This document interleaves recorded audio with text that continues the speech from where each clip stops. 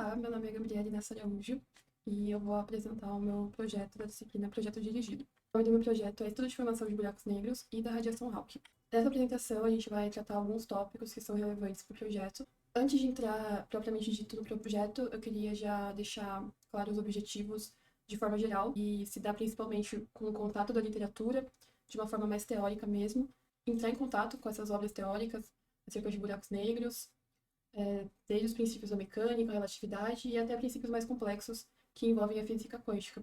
Tratando da radiação Hawking, é imprescindível a gente também estudar a junção da teoria da relatividade com os princípios quânticos, pois o fenômeno da radiação Hawking ela acaba unindo essas duas teorias, principalmente também os artigos e trabalhos que o físico, o astrofísico Stephen Hawking deixou para a gente sobre esse tema, né? Principalmente sobre os buracos negros em geral.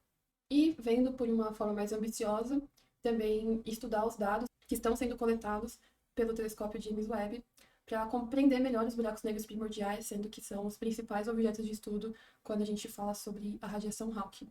Bom, então para começar de fato, a princípio é importante a gente saber o que são os buracos negros, né?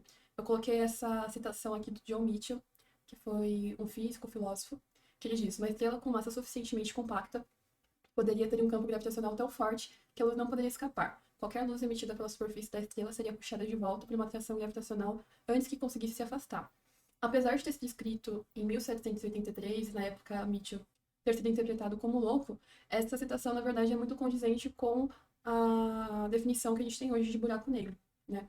E, além disso, é importante também a gente ter em mente a anatomia do buraco negro, então as suas principais partes. Coloquei essa imagem aqui, que ela mostra pra gente, né? A gente tem a singularidade, a esfera de fótons, a mais interna órbita habitável, os jatos relativísticos, o horizonte de eventos e o disco de acreção. Além disso, eu coloquei aqui também os dois principais tipos de formação de buracos negros que são importantes para o estudo nesse projeto. O primeiro e mais famoso são os buracos negros estelares, que eles são importantes justamente para a gente estudar essas formações, né? É como se fosse o primeiro tipo de formação que a gente acaba aprendendo, que nada mais são do que um fruto de um colapso gravitacional estelar, né? Então, quando uma estrela chega ao fim da sua vida, ao fim do seu combustível, que geralmente é hélio ou hidrogênio, dependendo da sua massa, ela pode fundir até elementos mais pesados. Ela pode, dependendo da sua massa, se tornar um buraco negro, né? Então, se ela tiver uma massa menor, ela pode se tornar uma anã branca ou uma estrela de nêutron, mas o que importa pra gente aqui são essas estrelas extremamente massivas que no fim de sua vida se transformam num buraco negro. Mais importante ainda para esse projeto são os buracos negros primordiais. Eles são remanescentes teóricos do Big Bang, porque a gente não conseguiu detectar nenhum ainda.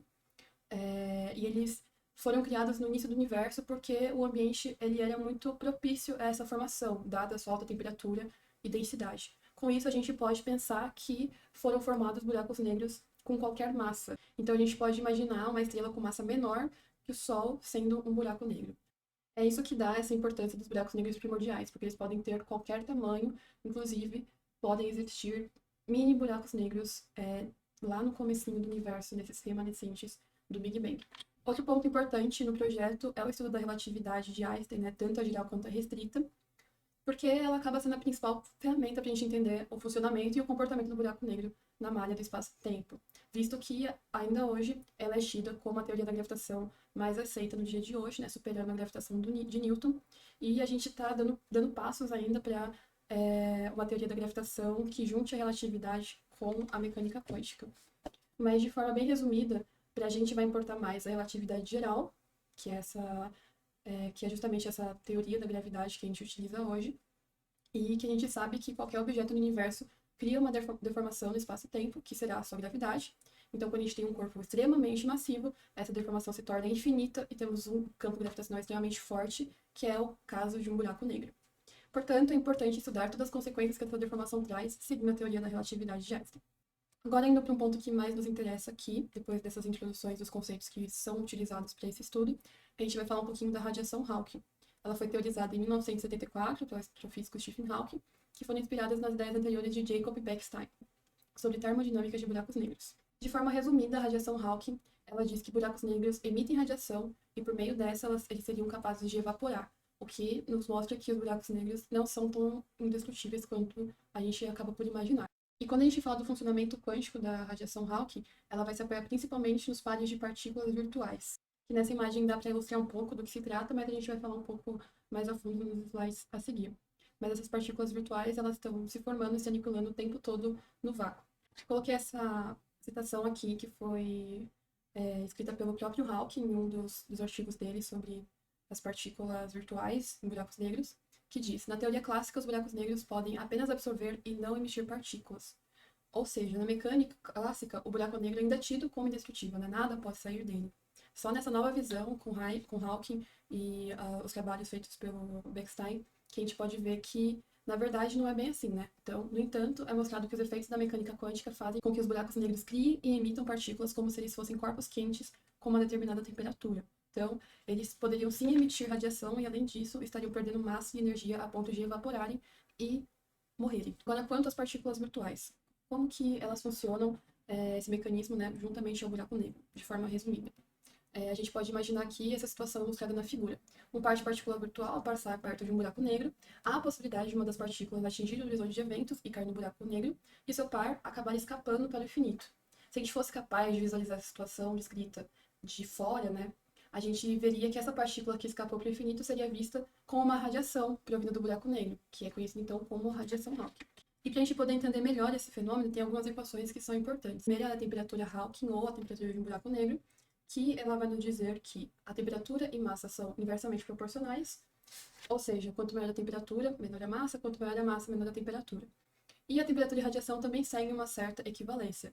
O que importa para a gente aqui é que quanto menor um buraco negro, mais radiação ele emitirá e mais rapidamente perderá massa. E aí que está a importância do estudo dos buracos negros primordiais, né, dos mini buracos negros. Por eles serem muito pequenos, emitiriam radiação mais rápido, mais rapidamente perderiam massa e mais rapidamente morreriam, evaporariam. Por isso seria interessante a gente pegar esses dados, né, que o James Webb está coletando do início do universo, a fim de, quem sabe, conseguir identificar um mini buraco negro e, quem sabe, visualizar a sua morte. Ou detectar, né, porque visualizar seria muito difícil. A outra equação seria da entropia de um buraco negro, que ela foi teorizada por Beckstein juntamente com Hawking, e ela dá pra gente essa proporcionalidade da área do buraco negro e a entropia. E a entropia aqui, ela é dita como uma medida de informação dentro de um buraco negro. Então, seguindo o que a radiação Hawking diz, né, que o buraco negro ele vai perdendo massa até chegar à massa zero e, consequentemente, vai perdendo entropia também, né, a entropia vai diminuindo, isso entra em conflito com a segunda lei da termodinâmica, que diz que sempre a entropia ela tende a aumentar. Para isso, a gente tem a segunda lei da termodinâmica generalizada que foi proposta por Beckstein, né, justamente para tentar resolver esse conflito dentro do estudo. Ela diz para a gente que o buraco negro seria um corpo não isolado e em constante interação com o meio, e é exposto então que a variação de entropia seria a soma da variação da entropia do buraco negro e do seu exterior, que seria maior ou igual a zero. Portanto, provavelmente essa diminuição de massa ocorreria, pois há um fluxo de energia negativa através do horizonte de eventos que equilibra o fluxo de energia positiva emitida ao infinito dessa espalha de partículas virtuais. Bom, dito tudo isso, entra a parte da importância do telescópio James Webb, né, nesse projeto que foi lançado recentemente ainda, né, no dia 25/12 de 2021. Por que ele é importante para a gente nesse estudo, né, ao meu ver, pelo menos? O telescópio James Webb ele foi lançado como um substituto, digamos, do Hubble, e ele tem como missão a observação do universo há pelo menos 200 milhões de anos depois do Big Bang. Né? E eu coloquei essa observação aqui, que levando em consideração que o Hubble chegou a visualizar a marca de 400 milhões de anos após o Big Bang.